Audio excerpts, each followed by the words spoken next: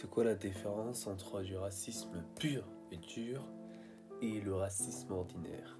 C'est quoi, c'est une sorte de racisme plus doux? Ou peut-être que ça n'existe pas? Toutes ces questions, et pourtant, vous avez déjà probablement commis du racisme ordinaire. Bienvenue sur Timeless, cette chaîne va expliquer certaines polémiques, aborder des sujets non connus ou tout simplement ignorés. Si vous voulez savoir plus, je mettrai peut-être le lien vers une vidéo d'explication. Cependant, nous, on est un petit peu occupés là, hein. Bref, assez de parler de moi, entrons dans le vif des sujets. Histoire de casser l'ambiance dès le début, oui, le racisme ordinaire, ça existe bel et bien dans nos sociétés. Mais d'abord, je vais expliquer c'est quoi, ensuite qui véhicule cela, comme toute chose au monde, ça a des conséquences, et je terminerai sur un témoignage personnel. Si vous avez jamais entendu parler de ça ou que vous connaissez pas du tout ce mot, c'est normal, c'est parce qu'en fait, c'est du racisme banalisé. Ok, mais c'est quoi concrètement en fait? En fait, le racisme ordinaire, c'est l'un des phénomènes les plus répandus de nos sociétés contemporaines. Et en gros, certains appellent ça le racisme inconscient. Alors non, ça s'appelle pas ça veut rien dire le racisme inconscient, parce que quand tu racontes des choses, ton cerveau il choisit les mots qu'il lui faut pour former une phrase correcte et il calcule aussi les conséquences de tes paroles. Non, de côté, totalement conscient de ce que tu dis des fois. En revanche, des mots ou des paroles qui sont inconscients, ça s'appelle des lapsus. Et là, on n'est pas du tout dans le sujet, non. Bref, revenons à notre fil conducteur. Allez, je vous donne quelques exemples. C'est par exemple comparer les cheveux de noir crépus avec de la moquette, appeler un noir Kirikou parce que peut-être j'ai une tête à courir nue sur le périph'. Vous savez, en fait, le racisme ordinaire, c'est aussi avoir le malaise de dire noir et utiliser le mot black. Comme si nous, entre noirs, quand on parlait d'un blanc, on utilise le mot white. Ça va pas ou quoi? Moi, si je dois définir ce qu'est le racisme ordinaire, c'est toutes les choses qui sont racistes, mais que quelqu'un de non racisé va dire non. Vous savez, c'est les fameux non, ça va, c'est pas si raciste que ça.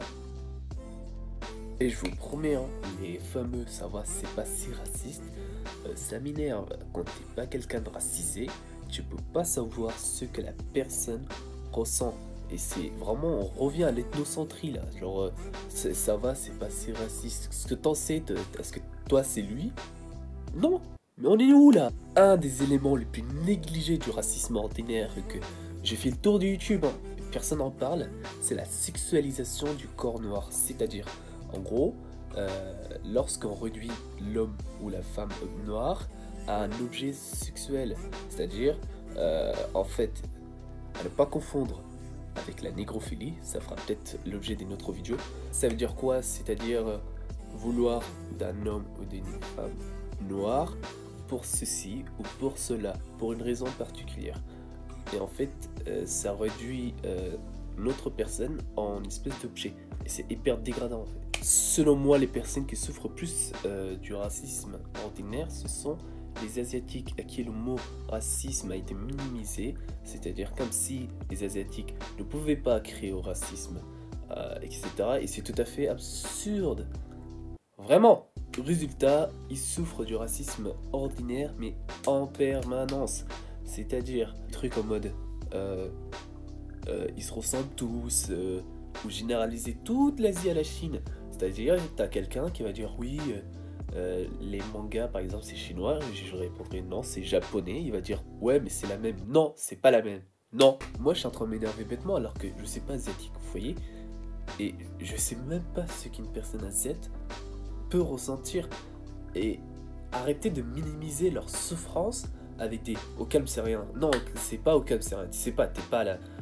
Vous voyez, c'est banaliser les choses, minimiser les souffrances d'autrui juste pour faire rire la galerie, kakaki, kakaka. Vous m'énervez. C'est bien de bavarder les potes, mais on doit se demander cependant qui véhicule cela? Bon, bien évidemment, c'est indiscutable, c'est la société française et toutes les autres sociétés. En même temps, c'est normal, l'homme est fait pour vivre en société. Par contre, je reviendrai sur ça un peu plus tard dans la vidéo parce que il y a une petite subtilité. Ensuite, le racisme ordinaire, c'est aussi propagé par les humoristes, les comédiens. Vous m'énervez, vous. En fait, certaines personnes qui font des stand-up et tout, en gros, pour faire rire la galerie, bah, ils vont ressortir des clichés de la... En fait, c'est souvent des personnes racisées, c'est-à-dire tout ce qui est pas blanc, tapent sur leur propre communauté pour faire rire la galerie. Et ça m'énerve. Et en fait, résultat, c'est quoi? Tout ce qu'ils retiennent, c'est la maman violente et le père violent qui est avec la ceinture, caca qui ha ha ha, hou hou hou, etc. Des clichés datant de 2000, on est sur des 1990, et etc. Moi, par exemple, mes parents, ils m'ont jamais frappé avec une ceinture. Faut arrêter un peu les... Oh, ça m'énerve. Je peux vous sortir toute la liste, mais par exemple, je vous donnerai l'exemple de Ahmed Sela qui est arrivé sur le plateau de Touche pas mon poste faisant le rôle de l'esclave pour un sketch. Pourquoi tu te dégrades toi-même? Pourquoi tu fais ça? Pour faire rire non, c'est pas bien, je suis désolé, non, il faut arrêter. Vous n'avez pas besoin de ça en fait, vous n'avez pas besoin de taper sur votre communauté ou sur les communautés des autres, donc c'est encore pire, pour faire rire les autres, d'accord? Je reviens sur ce que j'ai dit tout à l'heure, genre en gros la société c'est l'acteur majeur de la propagation du racisme ordinaire, et je disais que c'était normal parce que l'homme est fait pour vivre en société, etc. Et en gros, ce que j'ai pas précisé, c'est qu'en fait il y a plusieurs transferts, enfin un transfert, non, la propagation par exemple des propos, des idées, elle se fait soit horizontalement, c'est-à-dire entre individus, pas forcément de liens familiaux, et les propagations verticales, c'est-à-dire du père en fils, les dogmes, les convictions, et c'est la famille quoi. Et en gros, par exemple, lorsque tu es un enfant, c'est là où ta première société, c'est ta famille, d'accord? Et en gros, c'est là où tu vas apprendre. C'est là où ta personnalité va se développer, c'est là où tu apprends tes dogmes, t'enterres en toi tes convictions, etc.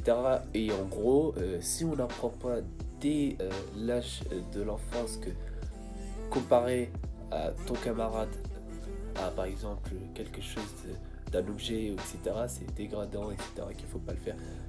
Si tout le monde faisait ce rôle, si tout le monde prenait au moins 5 minutes pour expliquer à leurs enfants que ceci est mal, ceci il faut pas faire, ça c'est dégradant, non on fait pas ça, ça c'est machin. Si au moins vraiment genre si tout le monde, je sais que c'est un peu utopiste, un peu, mais si tout le monde prenait le temps pour faire ça, je pense que on n'arriverait pas là et c'est vraiment triste, tu vois. Après, il faut vraiment en parler autour de vous, avec votre famille, que par exemple machin. Vraiment, on n'est pas encore arrivé sur les conséquences, mais vous allez voir que c'est assez grave en fait. Ça peut paraître anodin en mode ouais mais c'est de l'humour, ouais mais machin. Vous savez pas ce que se passe derrière la scène, mes enfants. C'est quoi les conséquences? En gros, simple. C'est quoi les conséquences? En gros, par exemple, ça participe. Aujourd'hui, on sait que le racisme ordinaire, ça participe dans l'harcèlement scolaire lié au travail et dans la rue. Dans la rue, c'est un petit peu moins important, mais on remarque par exemple, c'est les gros cons qui vont voir une femme noire et lui dire qu'elle ressemble à Aya Nakamura, ou voir Aya Nakamura elle-même et lui dire qu'elle ressemble à un joueur de foot. Tout ça, c'est du racisme ordinaire. C'est en fait catégoriser toutes les femmes noires à une personne, et ça, c'est hyper dégradant. Bref, revenons à notre harcèlement scolaire. En fait, l'harcèlement scolaire, par exemple, pour illustrer ça, je vous donne un exemple personnel. Quand j'étais au collège, genre en gros, j'ai subissé des remarques dignes de racisme ordinaire. Et par exemple, quand je voyais le prof pour lui dire ce qui s'est passé, parce que moi je suis de nature très pookie, il me disait oh mais non mais c'est pas si grave, non prends pas la tête pour rien, et tout machin. Sauf qu'en fait, quand quelqu'un vient te voir pour te dire que ça va pas du tout, bah, il faut pas minimiser ses souffrances. Il faut pas dire ouais mais au calme et tout machin, parce que depuis cette remarque, ça fait que ces personnes ont amplifié leurs remarques. C'est-à-dire sous prétexte que bah en fait même le prof il s'en bat un peu, il s'en bat les couilles. Du coup bah il continuait. Et à un moment je suis arrivé sur une phase où ça me faisait ni chaud ni froid. Et c'est pas normal. Non, c'est pas normal. Et je sais que si par exemple le prof aurait réagi à un moment ou l'autre, peut-être qu'ils cesseront ces remarques déplacées et nul à chier et même pas drôles en plus. Peut-être qu'aujourd'hui je serais sûr qu'ils vont pas aller voir quelqu'un d'autre beaucoup plus fragile et subir toutes ces remarques. Vous voyez? Et en fait c'est juste quand on minimise les souffrances de quelqu'un, c'est une façon pour moi d'oppresser quelqu'un. Vous voyez? Bon, un petit message aux personnes non racisées et les personnes racisées. Bon, je suis pas fan du terme, mais il n'y a pas d'autre mot pour définir les blancs. Et en disant autre, c'est dégradant. Du coup, les blancs et les non blancs, c'est mieux. J'utiliserai ce terme. Parce que racisé, c'est pas ouf. En gros, si t'es quelqu'un de non blanc, oh non, c'est pas ouf non plus. Racisé, si t'es quelqu'un de racisé, en gros, si tu vois que cette personne continue à faire des remarques un peu chiantes, lourdes, n'ayez pas peur de lui dire, d'accord, hein, n'ayez pas chaud aux fesses, rentrez dans le tas, parce que peut-être en disant que bah, ça vous plaît pas et que c'est pas drôle, il faut que ça s'arrête, peut-être que cette personne va arrêter de faire ce genre de blagues à toi, ou peut-être à d'autres personnes, d'accord? Vous sauvez peut-être les fesses de quelqu'un d'autre. Donc n'ayez pas peur. Dites-leur, parce que souvent le racisme ordinaire c'est sous effet de groupe, ils se sont... bref, vous m'avez compris. Et n'ayez pas peur. Et un petit message aux personnes non racisées, donc les blancs. Avant de rentrer dans votre conquête du racisme ordinaire, vérifiez deux trucs. Est-ce que vous connaissez cette personne? D'accord? Si vous ne connaissez pas cette personne, ne rentrez pas dans vos blagues nulles, pas drôles, parce que ça va peut-être offusquer la personne, ça va peut-être l'oppresser. Après, tu vois, je demande si vous connaissez cette personne, parce qu'il y a des personnes qui rigolent de ça. Moi, perso, non, d'accord? Mais chacun son avis, c'est comme ça, c'est la vie, on est tous libres.